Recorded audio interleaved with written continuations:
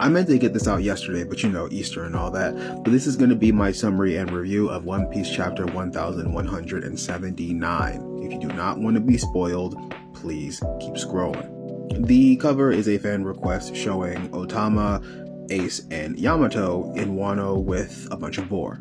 Ace is actually wearing a straw hat that Otama showed him how to wear, so it's nice. But Oda knows why we're really here. The Gorosei are begging Imu not to go down to the lower realm. And Figurelin Garling is actually completely in favor of Imu going to the lower realm. Garling actually informs us that Shamrock has actually returned to Marie Joie, so some of the chaos has been quelled, but they are still undergoing a big food shortage. Garling is completely in favor of Imu leaving Pangaea Castle because the rest of the world needs to be reminded who they are in service to, who they submit to, and who truly rules the rest of the world. Garling actually begins to say something about the old Navy headquarters, which I think is interesting, but he's then interrupted by York. And York is crying over the Den Den Mushi inside of the Labo phase because she's hungry. Garling said that they can actually help with the food shortage with the power of the Mother Flame, and that since Vegapunk is also betraying them, that she can think of her bringing the Mother Flame to Pangaea Castle as sort of taking responsibility for what Vegapunk has done. Garling speaks as if the Mother Flame can actually help with the food shortage, so I wonder if the Mother Flame can also use its energy to make vegetation grow. I mean, we've seen that the Mother Flame can also be used as a weapon, as what we've seen with Lucia Kingdom. Garling then goes to talk about how all of this chaos all began with the arrival of Nika, that it all began with Luffy awakening the powers of Sun God Nika. The Gorosei again plead with Imu, saying, hey, we'll send anyone. We'll send the admirals, we'll send Akainu, we'll send Fujitora, we'll send Green Bull. We know Green Bull didn't do anything on Wano, but we'll even send him. Just don't leave Pangaea. Warcury even asks about going back into the field. And then Imu begins to speak. This is no longer coincidence. The chain of events are no longer coincidence, Warcury. Arrogance, sloth, detachment, pride, set aside and cast away all of these emotions, because everything that has been set into motion has been preordained. This all began a long time ago. Rocks telling Imu that he will return. Gold D. Rogers' death ushering in the new pirate era. Not to mention everything he's done before his death. He did find the One Piece. The birth of Shirahoshi, the ancient weapon Poseidon. Shanks, the son of Garling, the brother of Shamrock, stealing the Nika fruit and betraying the world government. Attempting to recruit Herald and the Giants into the world government. Loki setting off on his journey to attack and destroy the world government. Whitebeard, one of the most notorious rocks pirates of all time, declaring that the One Piece is real. And of course we have two of the greatest upstarts in pirate history, Monkey D. Luffy and Marshall D. Teach. Luffy, the son of Dragon, the grandson of Garp, has made great progress in etching his name in the tomes of pirate history.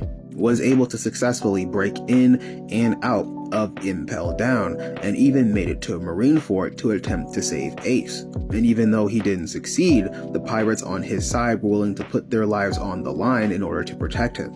Then of course, Marshall D. Teach, son of Rocks. Do I really need to say anymore?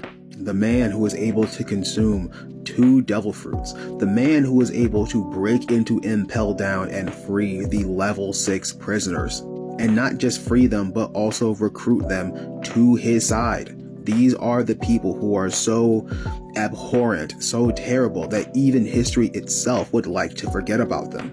Not to mention everything he's done before that. The attack on Drum Kingdom, becoming a warlord. Of course, being members of the D clan, you know how much Imu hates that. And of course, we can't forget the reveal of Nefeltari D. Lily. It's as though Imu is experiencing a feeling of dread that he hasn't experienced in quite some time.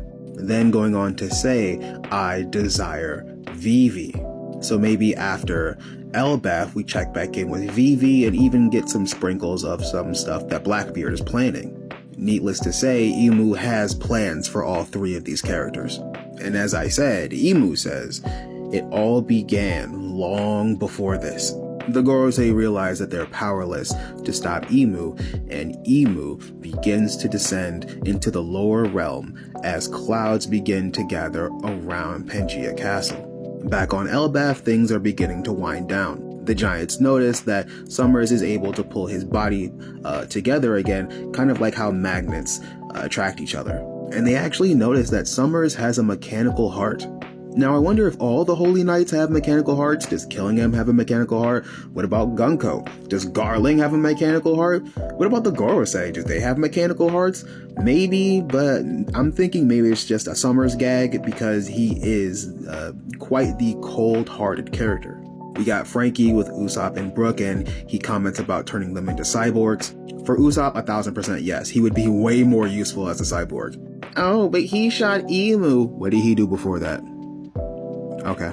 As for Brook, I think him being a cyborg would actually be kind of a downgrade, because one of the reasons why he's so quick is because he is a skeleton. I mean, he can run on water because he's a skeleton. I mean, Brook would have more defense, but he's low-key overpowered anyway. Just leave him a skeleton. Sanji and Killingham have a little bit of an exchange, but all that is small time in comparison to what we are about to see.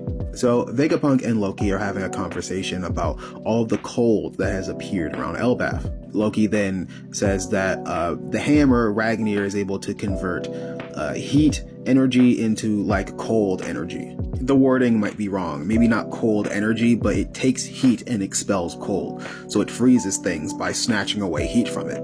Luffy wonders if Gunko is okay, and then Loki says that, yeah, it's just a flash freeze, so she should be okay, and only Ragnir is able to break the ice.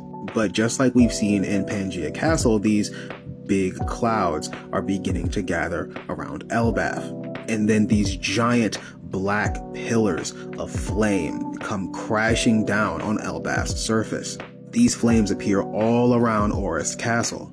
And above these flaming pillars is a giant magical circle. Now, of course, we've seen these when the Gorosei were using them to teleport to Egghead. And as the pillars rain down from this magical circle, we can begin to hear music. The music, this song, seems to be coming from the trees and homes in the surrounding area that were brought to life by the black flames. Very similar to when Luffy entered Gear 5. You could hear the drums of liberation. So if Luffy has the drums of liberation, you could consider this maybe like the song of oppression, the ballad of destruction. And then a giant pillar of what appears to be Conqueror's Haki comes blasting down from the center of the magic circle into Orist Castle. Again, very similar to when Luffy entered Gear 5. There was a blast of Conqueror's Haki and everyone could feel it. As we can see, Imu has made it into the lower realm. The entire area is covered in flames, and it appears that Imu is injured. We don't know if this is from Imu taking the trip. We don't know if this is because Imu just can't survive in the lower realm for very long. We don't know if this is brought on by the transformation that Imu is about to take, but Imu does seem to be damaged. I mean, maybe it was Usopp, last chapter. Usopp did, lay the smackdown on Imu, so who knows? We can see in this panel that from this sideways view, Imu actually has wings, which is interesting because we've seen Imu from the side before, always in silhouette, but Imu has never had wings. We are then met with the creator of the world government, one of the first 20 kings, the user of the devil's fruit, Saint Norona Imu. In the unofficial translation, it also said the devil's fruit, so confirmed that this is not just any regular zone or type devil fruit or anything like that. This is the devil's fruit. What that means, we gotta stick around and see, because there's a bunch of implications from this. Also, the title of Saint is attached to Imu's name. I wonder what significance the title of Saint holds and who gives out the title of Saint. Like, do people call themselves saints? Is it given by someone over them? Either way, there's a break next week and I cannot wait for the next chapter. Because Luffy is kind of out of commission and I don't see everybody making it out of this.